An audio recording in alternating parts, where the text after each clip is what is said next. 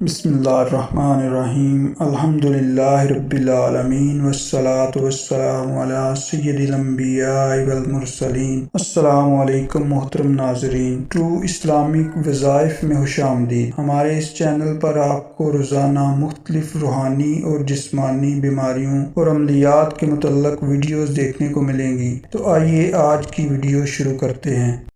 اعوذ باللہ من الشیطان الرجیم، بسم اللہ الرحمن الرحیم۔ شیخ الوظائف بے اولاد میاں بیوی کے لیے ایک وظیفہ اکثر بتاتے ہیں کہ 2 تسبیح سورہ اخلاص کی صبح اور 2 تسبیح شام کو پڑھ کر حضرت ابراہیم علیہ السلام اور حضرت زکریا علیہ السلام کی روحوں کو ہدیہ کریں۔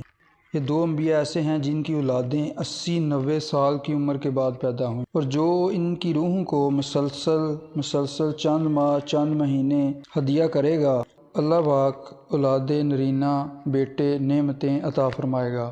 اب صبح اور شام کی شرعی تعریف بھی آپ کو بتا دیتے ہیں۔ آدھی رات گزرنے کے بعد سے سورج کی پہلی کرن چمکنے تک صبح ہے۔